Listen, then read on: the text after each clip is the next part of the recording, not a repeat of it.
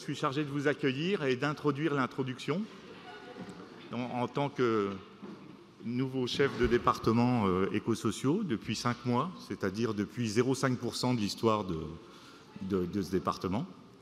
Voilà. Donc, bonjour à tous, chers collègues, bien sûr. Aussi, je suis content d'accueillir des représentants de l'enseignement supérieur, de nos UMR. Voilà. Parce que sans enseignement supérieur, agronomique et vétérinaire, et puis les universitaires, il n'y a pas d'étudiants, et pas d'étudiants, pas de chercheurs. Donc pas de chercheurs, pas d'INRA, ni d'INRAE. Voilà. D'autre part, juste un petit mot sur l'origine de ce colloque. C'est ma version personnelle de l'origine du colloque. Nous avions été invités avec Alban aux 20 ans du département environnement et agronomie de l'INRA à l'époque. Et donc en 2018, et on s'était dit, ils font un gros truc pour leurs 20 ans, alors que nous, on a une histoire bien plus longue que ça. Et voilà. Alors, c'est pour ça qu'on a fait 2 jours, ils avaient fait 15 jours. Alors eux, ils avaient invité beaucoup de sommités étrangères qui venaient dire tout le bien qu'ils pensaient du département EEA. Nous, on n'a pas pris ce risque-là. On s'est dit, c'est peut-être dangereux de faire ça. Voilà, si on invite des prix Nobel qui ne nous connaissent pas, des choses comme ça, c'est pas la peine.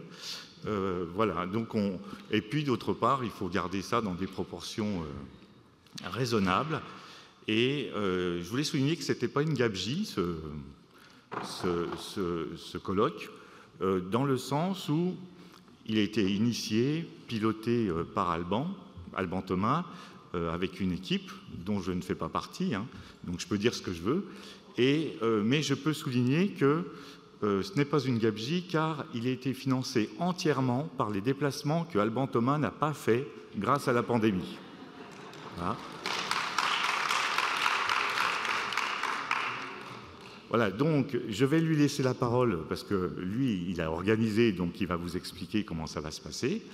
Et puis ensuite, donc il y aura Philippe Mauguin, que nous remercions d'ouvrir ce colloque, voilà, qui va dire comment notre département est le fleuron d'INRAE, qui va également, en exclusivité, nous promettre le doublement des postes pour notre département.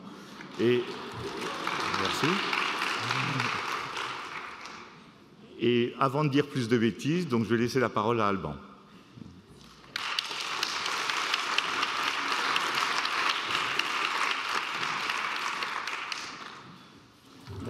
Merci Pierre.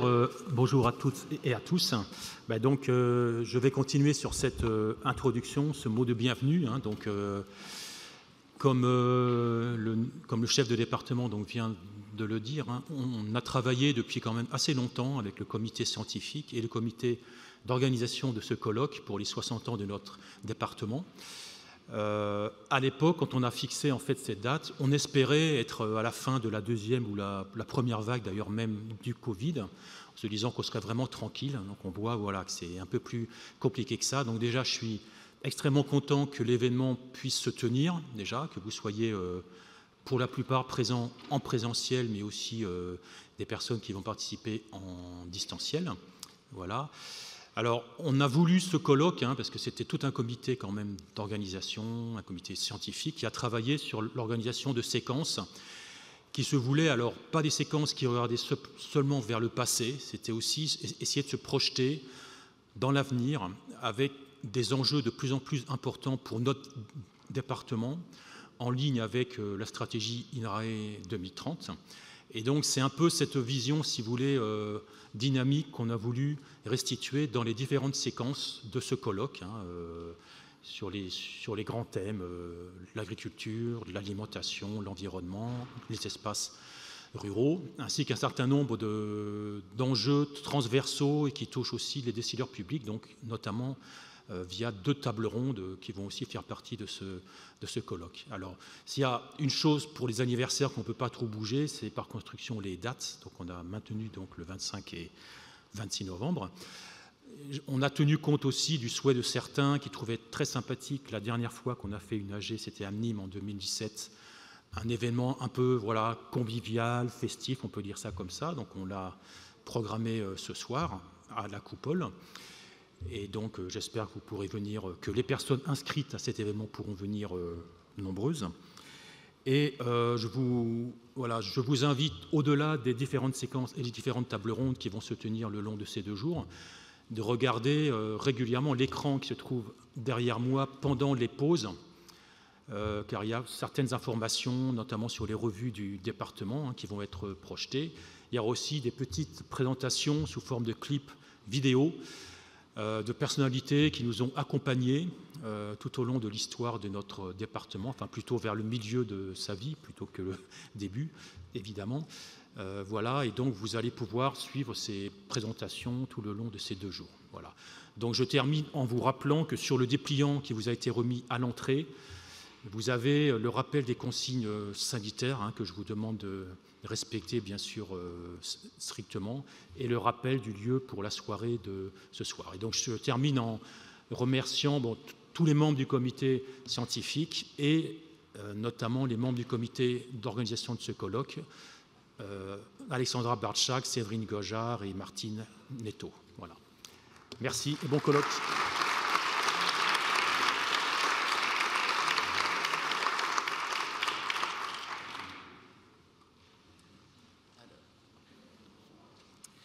Merci Pierre, merci Alban, bonjour à toutes et à tous. Je suis, même si je ne suis pas un membre de votre communauté scientifique, je crois comme vous très heureux d'être là aujourd'hui, ce matin, dans ce lieu magnifique. Il ne fallait pas moins, je pense, pour fêter les 60 ans. On se disait avec Bertrand et Hervé dans la queue que ça aurait pu être dans la galerie de l'évolution du muséum, mais ça aurait une petite connotation dinosaure que, évidemment, vous n'illustrez pas du tout. Et donc là, c'est plus modeste, c'est 1787, le grand amphithéâtre Verniquet. Donc bravo aux organisateurs pour le choix de ce lieu qui est quand même un lieu magique. Et dès qu'on sort, en plus, on est dans ce parc magnifique, même s'il fait froid. 60 ans, c'est effectivement un chiffre impressionnant. Pierre faisait un petit clin d'œil aux collègues d'EA, le jeune département EA qui n'a que 20 ans. Évidemment, vous avez compris que c'est un peu un effet des fusions. C'est-à-dire que c'est parce que EA est la fusion de 3 départements, agronomie, bioclimato et sciences du sol, qu'il n'a que 20 ans. Sinon, rassurez-vous, il aurait à peu près le même âge que vous. Ils ne sont pas beaucoup plus jeunes. Mais c'est vrai que ça a été un moment important. Ça a donné l'idée de ce colloque. Et donc, puisque vous ne l'avez pas fait, je vais dire quelques mots d'histoire, même si, évidemment, Egisio, dans la table ronde, et d'autres parleront mieux que moi de ces... Voilà des moments forts du département et de la communauté. 1955, l'INRA commence à recruter des scientifiques en sciences sociales, plutôt des économistes, je crois, sur les enjeux de gestion des exploitations agricoles. Évidemment, l'agriculture en pleine modernisation avait aussi déjà besoin d'économistes. 1961, le département économie et sociologie rurale, le fameux département ESR, est créé. Un certain nombre d'entre nous, la majorité, ne sommes pas nés encore. Donc voilà, mais on a entendu parler de ces moments forts. Il s'est déjà passé des choses, puisque le traité de Rome, en 1957, est pris, est ratifié, et il porte les enjeux de la politique agricole commune qui vont être très forts, qui vont se traduire par la loi d'orientation agricole de 1960. Et évidemment, on a beaucoup besoin d'éclairage économique, d'éclairage en sciences sociales. Et je pense que nos prédécesseurs, les économistes et sociologues de l'INRA, étaient très attendus et très mobilisés. Ça continue dans les années 80. Des débats certainement vifs. On en a aujourd'hui, il y en avait hier, autour de l'évolution du monde paysan en pleine restructuration, des nouvelles questions posées. On ne parlait pas encore beaucoup d'environnement, mais de transformation, d'industrialisation, de modernisation. Et certaines des vidéos que vous avez tournées pour cet anniversaire, notamment Paul Vial, Bertrand Hervieux ou Jacques Rémy, peuvent témoigner de tout ça. Je vais m'arrêter là pour les rappels historiques, pour parler du présent, évidemment, ce qui nous préoccupe le plus, mais sans avoir fait un petit clin d'œil à notre ami Vincent Réquillard, qui est là, voilà, un jeune retraité qui me disait 40 ans qui ont passé vite, 40 ans au département, et qui est là donc à tous les autres grands chercheurs et chercheuses du département qui se rapprochent de cet âge fatidique qui est en même temps une nouvelle vie. Vous voyez, il y a une vie après la retraite et on a le droit de revenir dans les colloques. Donc Bertrand et d'autres, ne vous inquiétez pas, on ne vous laissera pas complètement partir. Alors, 2020, c'est une autre date importante, c'est la création du département dans son intitulé actuel, Économie et sciences sociales pour l'agriculture, l'alimentation et l'environnement. C'est un peu long, évidemment le nickname est plus court, mais c'est révélateur, le choix que vous avez fait, ça a été un choix collectif, c'est révélateur de l'ambition du département. Et voilà, de cet adossement disciplinaire, l'économie, les sciences sociales, et la vocation à travailler pour l'ensemble des piliers et l'ensemble des domaines de recherche de la maison INRAE.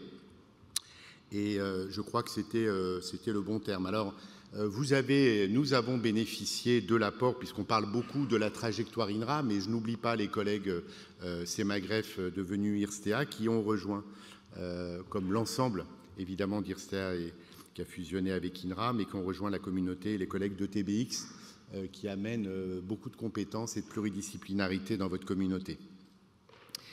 Alors, on sait que les domaines de l'agriculture, de l'alimentation et de l'environnement ont subi des transformations, sont en pleine transformation, c'est pas fini. Pudiquement, maintenant, on ne parle plus de transformation, mais de transition, comme si le terme transition pouvait être plus doux, alors même que l'ampleur des changements et du dérèglement climatique, de l'effondrement de la biodiversité, des tensions sur la sécurité alimentaire, des mouvements migratoires, de l'explosion démographique possible dans les prochaines décennies montrent que ça ne sera pas des transitions douces, mais ça sera certainement des moments très difficiles.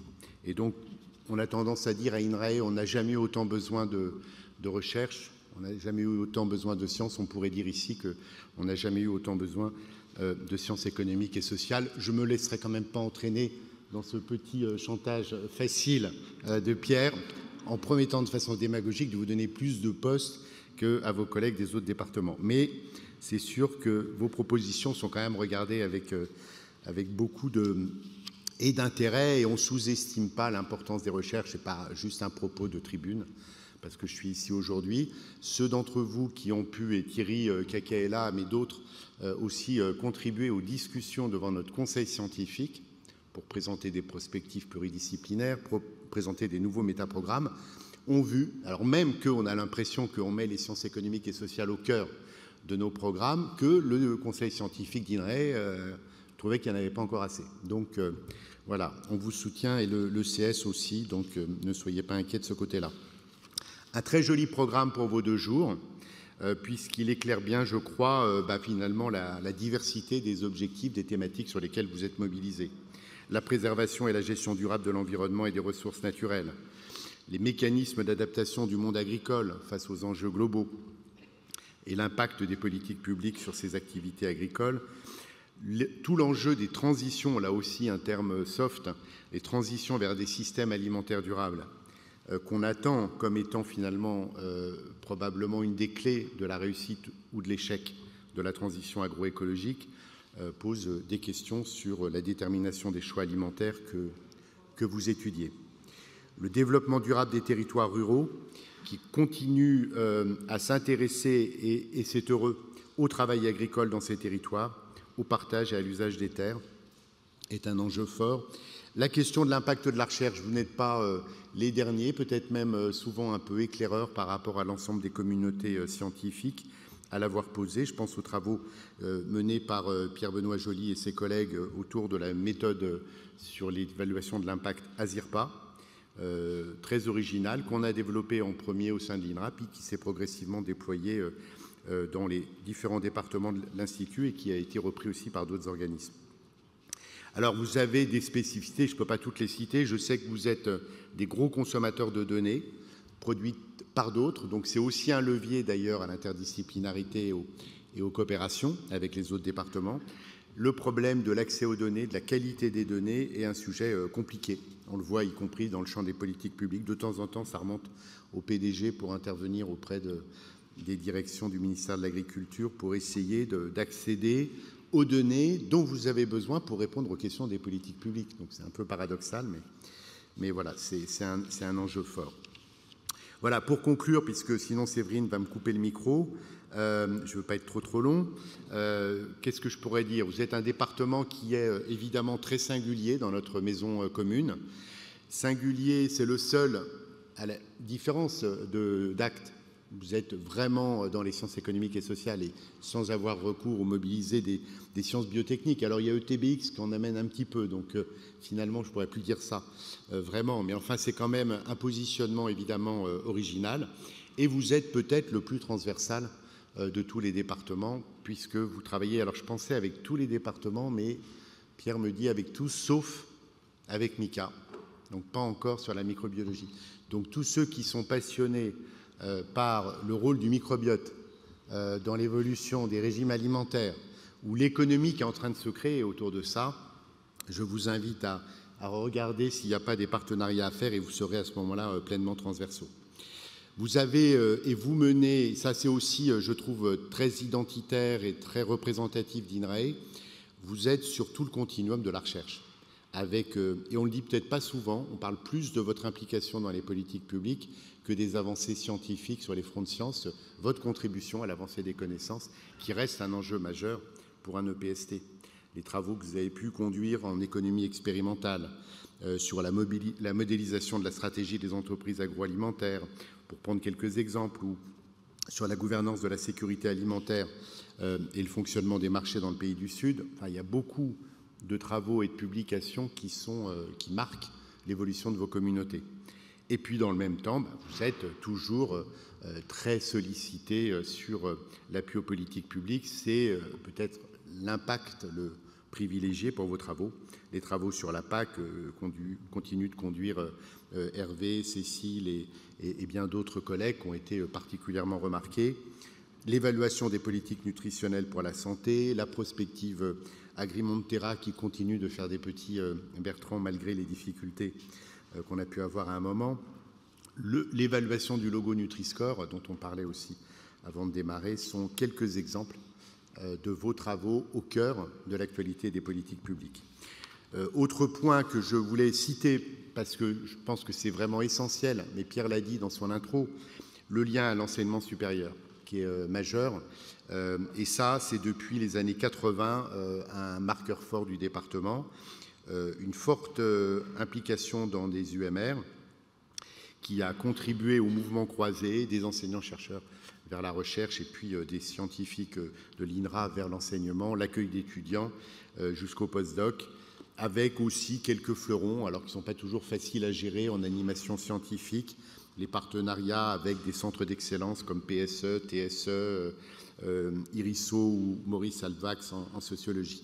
Et puis des partenariats au niveau international, ça fait partie des priorités d'INRAE, même si prudemment Pierre et Alban n'ont pas invité les grands collègues internationaux, c'était un excès peut-être de modestie, mais vous avez, on le sait, des partenariats de très haut niveau avec des collègues nombreux comme Wageningen, Bologne, Berkeley, Iowa, Laval, j'en passe et des meilleurs, London School of Economics, ou l'Imperial College en sociologie. Donc il faut garder ça, peut-être dans certains cas le formaliser, c'est pas qu'on veuille faire de la formalisation pour le plaisir, mais si vous voulez faire des échanges de post-doc, si vous voulez qu'on injecte des moyens, n'hésitez pas à recourir à des laboratoires mixtes, ça fait partie des soutiens qu'on peut vous amener.